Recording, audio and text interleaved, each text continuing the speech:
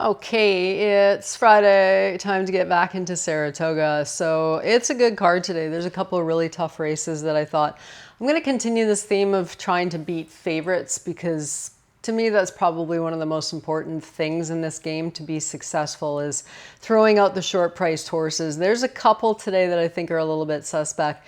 Early on in the card, race number 2. I don't have a huge feeling on race number 2, but we're looking at 12-5 claimers going 9 furlongs. More than likely the heaviest of favorites in here today, and probably one of the strongest favorites on the card today, will be number 8 Malibu Pro for Linda Rice. Obviously dropping off of a claim.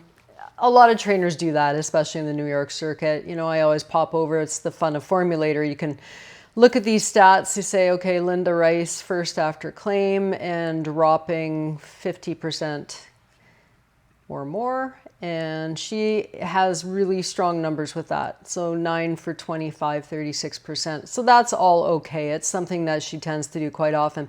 What concerns me most about this horse is he's been traded back and forth. He's been running extremely well. He hasn't won in the distance, but he's been close. He has an overall good record. Everything about him, you know, he's an 8-year-old now.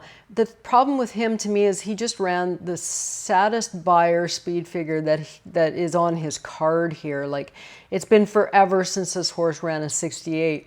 Carl Broberg is a very good claiming trainer. Not a guy that races a lot on the New York circuit, but he can compete there. And this race was so bad. So I'm a little concerned about that. I'm leaning towards the 4 horse. It'd be better value here with Tapalist. Diodoro second off the claim, coming off of a win. Castellano back aboard. And he certainly shouldn't be embarrassed in this class. A very lightly raced horse, just a 4-year-old. So he has a little bit of upside, whereas I think we've seen the best of Malibu Pro. Race number 4, 6.5 furlong distance. This should be a fun little race. So we get a couple of horses in here that battled last time out. Okay, again, here's another favorite, likely to be the 4 horse Answer In.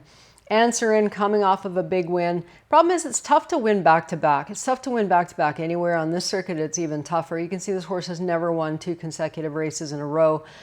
It's just not that easy of a thing to do. And as you go further along, you have to progress in your conditions. And that's what Answer In is having to do today. You come out of this this non-2, and now you're in this top level race where you're going to find horses that have been stakes raced. Horses like Jalen Journey, who I kind of like today. I want to just go back to their last 2 starts. So Jalen Journey last time out, this is a speed horse down on the inside. Santana's back. Last 2 times Santana's ridden this horse, albeit for claiming races. They were both wins. And you get Johnny V on endorse. Now, Johnny V and Jose Lezcano in this last start, they decided they were going to battle each other. I'm not going to show the whole thing, but you'll get an idea down the stretch of what happened in this race. And we'll just fast forward here a little bit. Okay, here's down the stretch. And Jalen Journey was able to put away endorse. These 2 battled the whole race and still looked like he was going to go on to a win here. And then gets picked off late by an opportunistic closer. I don't like that Jalen Journey switched back to his inside lead late in this race. He's a very tired horse, so to me that's a little bit of a concern. That's just something. Here's a horse that's, you know, he's been a lot. He's been a lot of different spots. He's had lots of time off, but I did think he ran well. I don't know that these 2 throw it down again. I could see Johnny V maybe sitting off of Jalen Journey's flank, and maybe you don't get that big pace duel. Answer In, a horse that really doesn't have not a ton of early speed. He likes to lay back. Going 6.5 furlongs, how far back is he going to be? Same with Wicked Trick, who I actually quite like in this spot, coming out of graded races. He should fit really well at this level. I'm just a little concerned with how far he'll be back, but I am going to play him because I think, well, of the 2 closers, I prefer him over Answer In, you know, just on a class standpoint, really, and I just think he might get a better setup. But I'm interested in Jalen Journey, see if he can steal this race on the front end. That's a good little race. It's a little bit more to it than might look, you know, it's Brad Cox, right? Everybody Brad Cox, which could be a good thing too. Race number 7, Flat Mile. This one, I was interested in this one a little bit. Public Sector, a horse that I think, geez, he ran so well here. So Original beat him. They meet again. Original, when do you ever see fractions like this in a mile? on the turf. 24.85, 25.40. He stole this race. Luis Saez did an unbelievable job to steal this race. It's not going to happen today. You've got so much speed in here. I like Wolfie's Dynaghost. I don't know where he fits yet. I think he'll improve on the turf. Wolfie's Dynaghost, of course, we all know by now he's half to Sadler's Joy. There's a lot of turf pedigree here.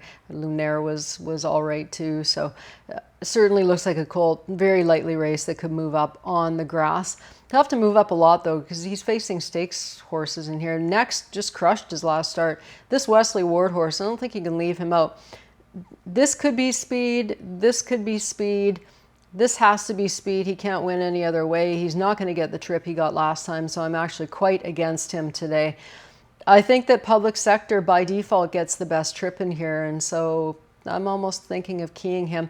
Flavien Prat just left himself a little bit too much work to do last time out. He came flying home, raced extremely well, but he was just never going to catch a horse that had that easy of a lead.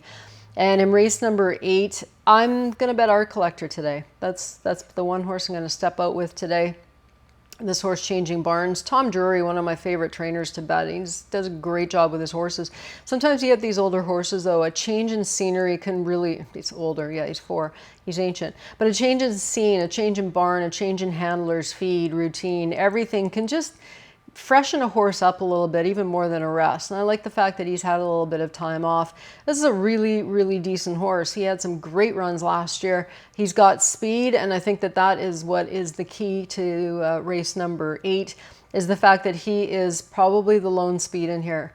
Prioritize, we're going 9 furlongs. Prioritize likes to sit back. Limonite, Changing Barns to Gustavo Rodriguez. Yeah, he's just not, I'm not sure. I might put him in second or third. Core Beliefs, no speed. So Art Collector looks like this horse has 0 speed. Math Wizard, I don't even know where he is in his form cycle right now.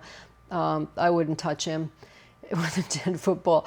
Bourbon War might be sitting close. Maybe if he works at the right kind of trip, he'll be an opportunist and finish somewhere. Jesus' Team. These trips to Dubai are tough. Some horses don't come back from it too well. And he's another example of a horse that's come back. Of course, this isn't the goal. He's getting ready for stakes action, but he was 70 cents on the dollar, and he absolutely threw in a turtle of a race. So that's worrisome. An 81 buyer, it's very worrisome to whether that trip to Dubai took too much out of him. Night Ops is interesting. 9 to 5 morning line. Here's a favorite that I would be more than happy to play against. I just think he's not going to get the kind of pace setup that he needs. He's a tremendously talented closer, so perhaps he can overcome it. But I just think the race falls to Art Collector, just being the lone speed in there, and with the change of scenery, you get Luis Saez in the saddle, so that's where I'm going quite strongly in race number 8. As good races today, they're stakes action. You got the Troy, a couple of races. You got the Hall of Fame race. You got a couple of races, high level allowance that could be stakes races. So it's a tough one today. Enjoy your Friday wagering at Saratoga. Beat the favorites. That's the name of the game.